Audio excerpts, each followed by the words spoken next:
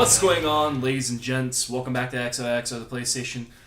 This is part 2 of the Sucker Punch conversation, so let's get right into it.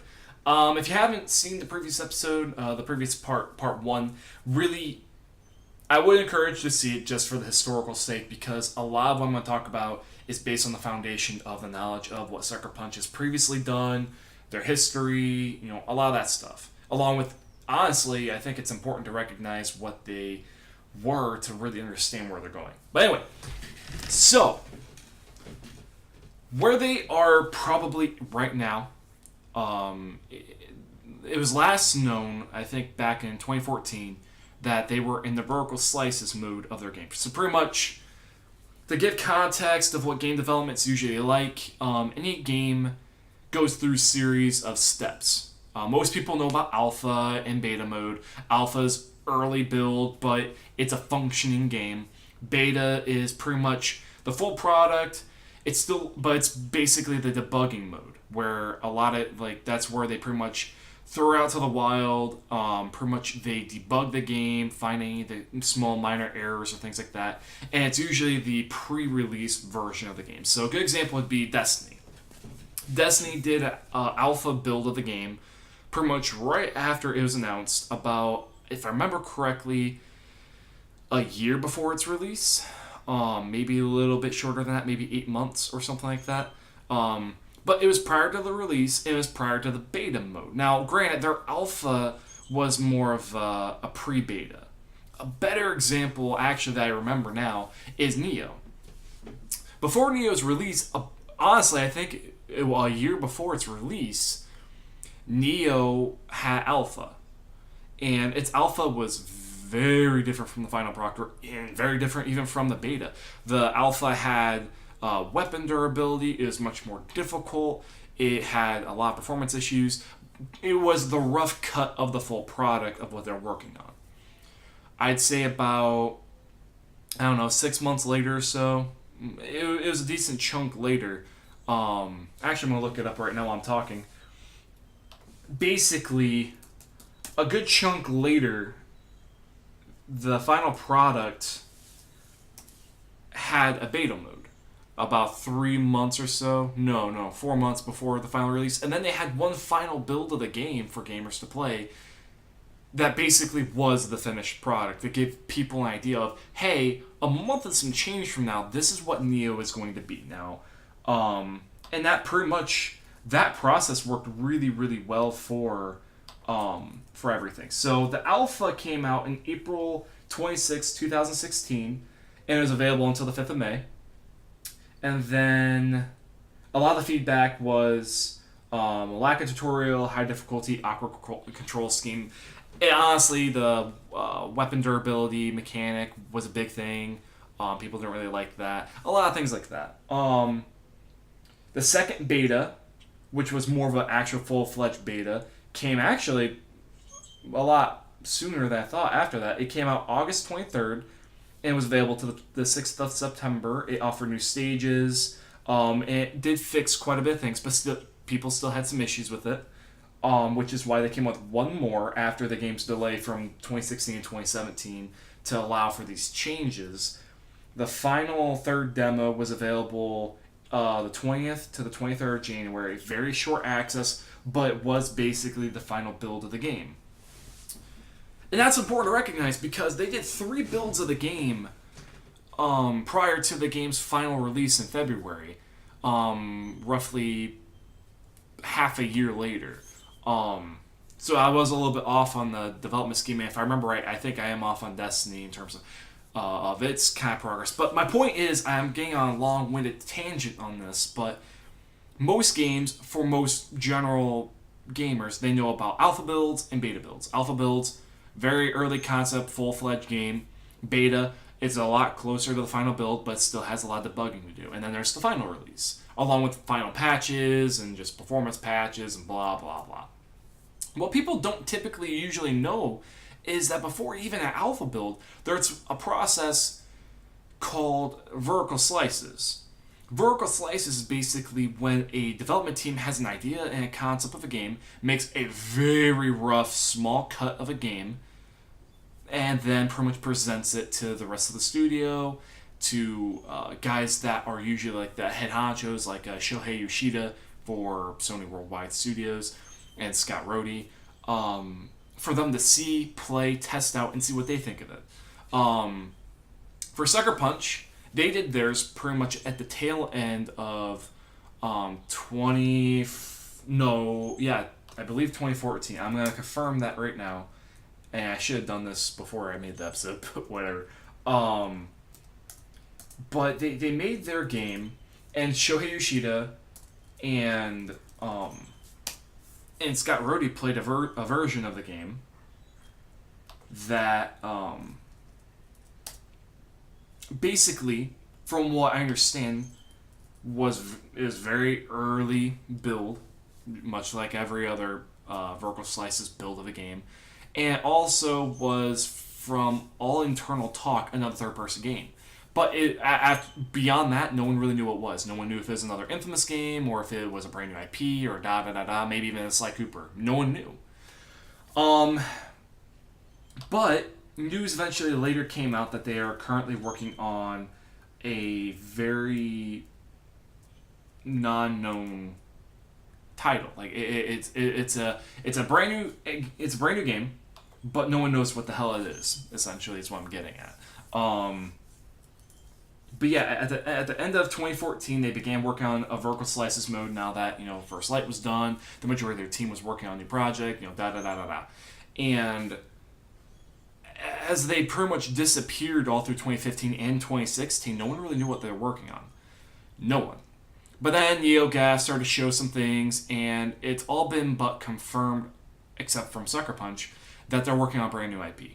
The rumor is that it's going to be a new third-person action game. No one really knows what it is. But I have a sneaking suspicion what it could be. Now, I have 3 guesses. And I'm going to say outright right now that I do not believe Sucker Punch is working on a new Sly Cooper game. If anything, I think that the studio that made Sly Cooper 4, Sanzaru, who also made the Sly Cooper collection, they are actually working on a 5th Sly Cooper. Because up until about a month ago, I was under the assumption that Sanzaru was not really in the process of making a new Sly Cooper and didn't really want to. But I found out recently that in a relatively new article-ish, I forget when exactly it came out, I can look it up here in a second, but Sanzaru is basically very open to making a new Sly Cooper. And that is extremely enticing, and that's extremely, to me, positive, because that means that Sly Cooper A is getting a new game, supposedly, from Sanzaru. Or at least they're very open to making one, and they're either in the process of making a new one, or they want to make a new one, and Sony and friends basically need to figure out how exactly to go about it. My hope is that they are making a new one, but you never know. Anyway, point is, I don't think Sly Cooper is being made by Sucker Punch. Instead, and I don't even know if they're working on an Infamous game. Sanzaru might be working on an Infamous game. But it also could be, and this is one of my theories, that this is a long-winded, they're trying to throw people off into thinking, oh, they're not making a new Sly Cooper, when really they are. They just don't want to talk about it. That said, I do think that, I do believe that they are not making a new one. Instead, I think that they're working on brand new IP. I do believe that. I do think that,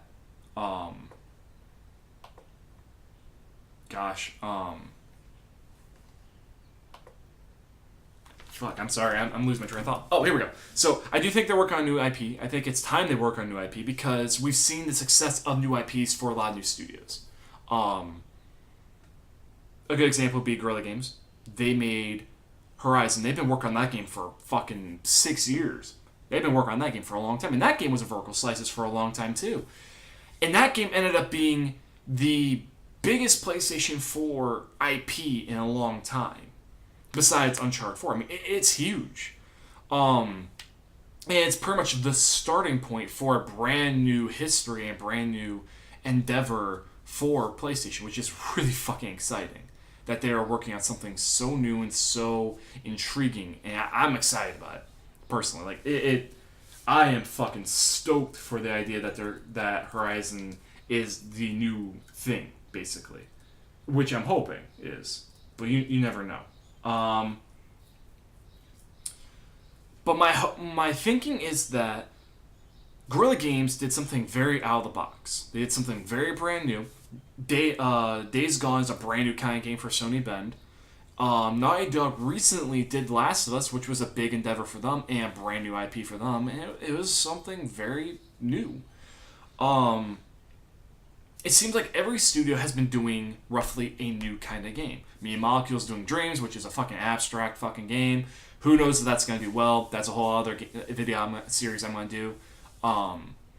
But I do think that Sucker Punch would benefit from doing a brand new IP, and I think there's a very cool niche they can get a part of. So my thinking and my hope is that their new IP is going to be another third-person action game, because that's what they do best. That is their niche. The Infamous franchise, Sly Cooper, they do those games fucking amazingly. They do beautiful jobs of those games. On top of that, as you can tell from this game, their engine is beautiful, but it's at its best beauty-wise when it's working with color, with video, with neon. Those two superpowers in Infamous First Light and Second Son are the most gorgeous in this game. So to me, it would make a lot of sense that they would pursue a new direction that isn't really touched all that often, and that is cyberpunk. Because really, the only other franchise or kind of direction of a studio that's working on a game that is related to cyberpunk would be the creators of The Witcher. They're working on cyberpunk Witcher kind of game, from what it seems like.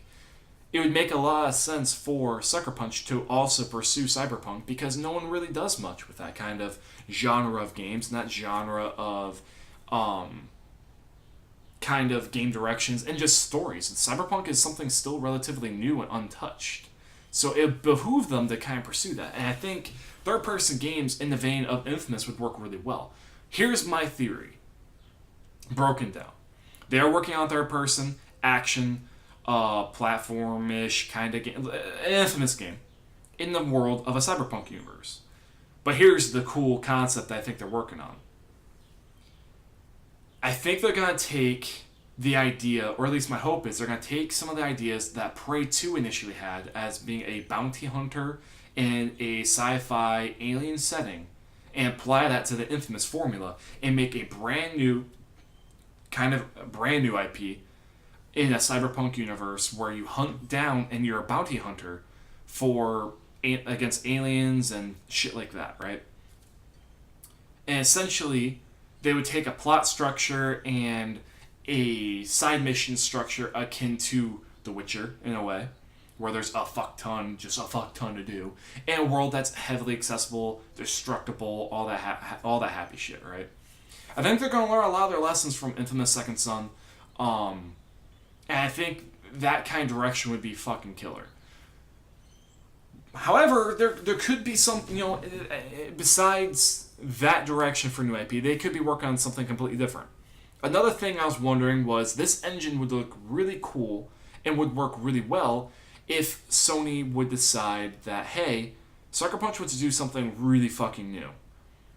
That's have them bring back Resistance, because this engine would look gorgeous within the Resistance universe. And it would make sense because this engine is colorful in the way, and also does browns and grays really well, much like what Resistance has a lot of the time, but it would do the color really well.